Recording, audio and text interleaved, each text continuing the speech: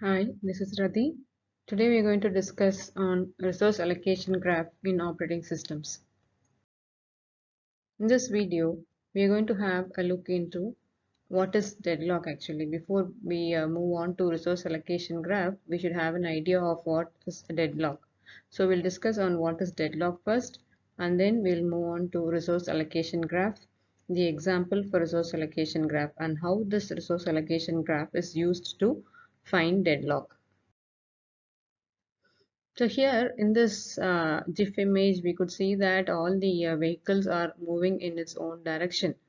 There is no control, and each of them are taking their own decision and moving towards their directions. So at one stage, they are unable to move forward and they are all locked. And this situation is what we call as deadlock. In operating systems, so what is deadlock? It is a set of blocked processes, each holding a resource but waiting for another resource that is held by the other process. So that is the situation, and we call that situation as deadlock, which means that a process is holding a resource but it is waiting for another resource that is held by some other process. So until that process releases the resource utilized by it, the current process cannot continue its execution. So if more number of processes are in that state, then none of the process will be able to complete its execution.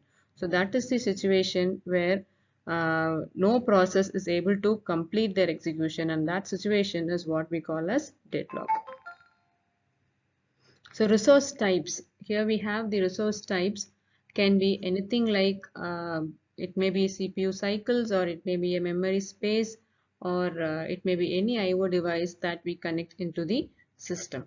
So all these are resources, and each resource are represented as R1, R2, etc. up to Rm. Each resource type has WI instances, which means, say, if there is a printer, we may have multiple printers in our group. So each resource type has WI instances.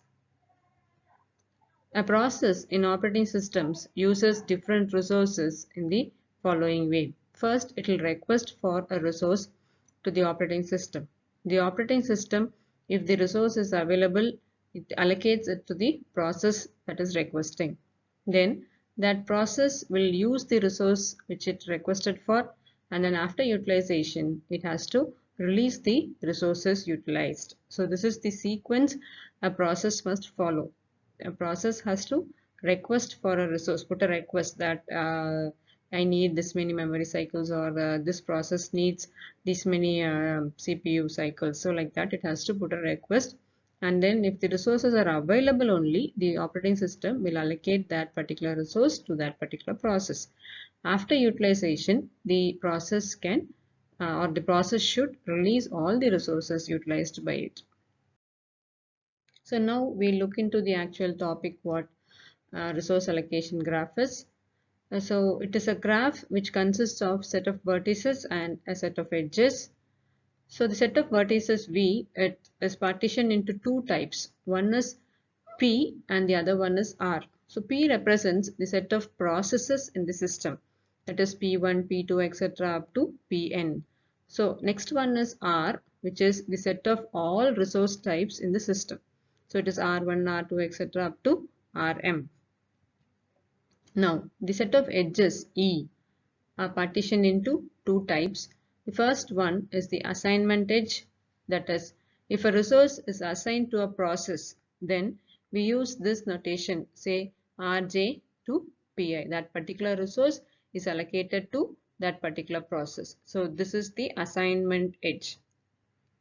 Next is where we have a request edge, that is, in future a process may request for the resource.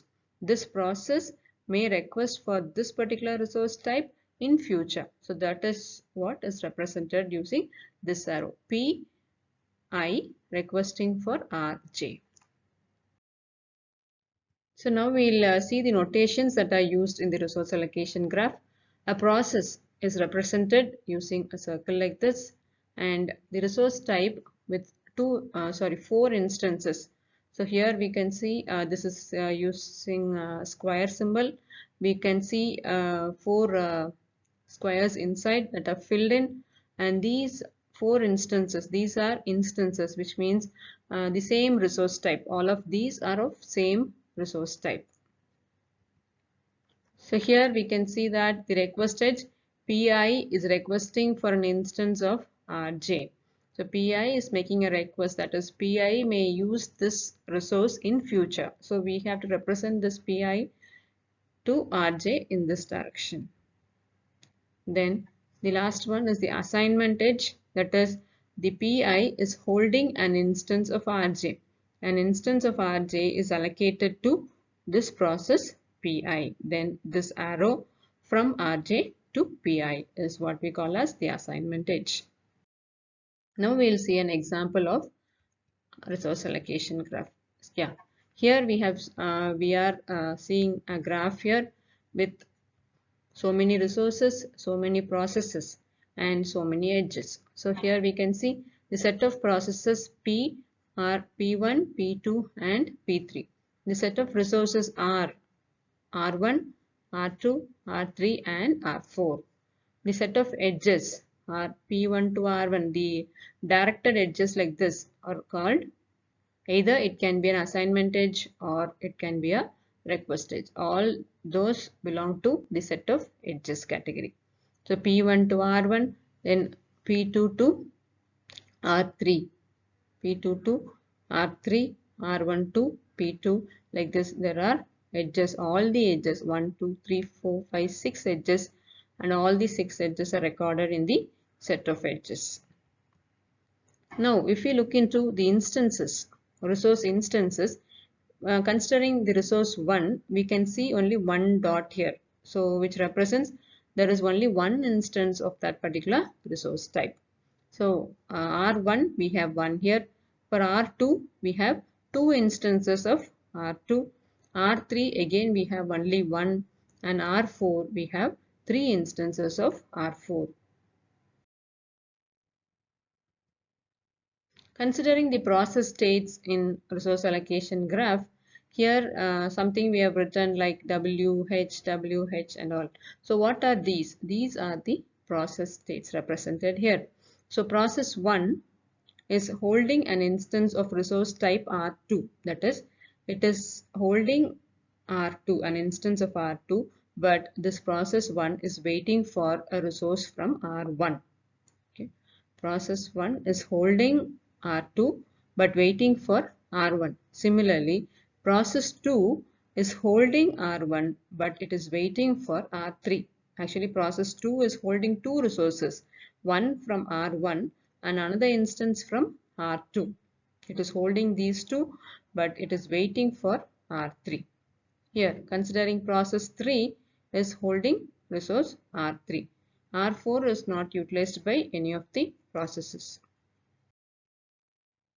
Now we'll see how this resource allocation graph is used to find a deadlock. So in this resource allocation graph, we could see two cycles. So the first cycle is nothing but a closed path within a graph. So here we could see the cycles within the path like P1 to R1, which is process 1 is waiting for resource 1, but resource 1 is held by process 2. Process 2 is waiting for resource 3, but resource 3 is held by process 3.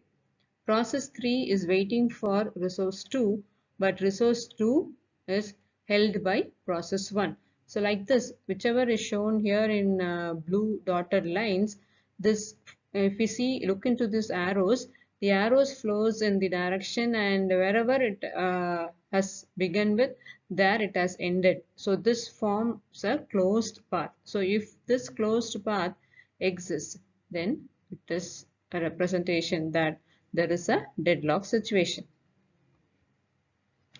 In the same graph, we could also see another cycle.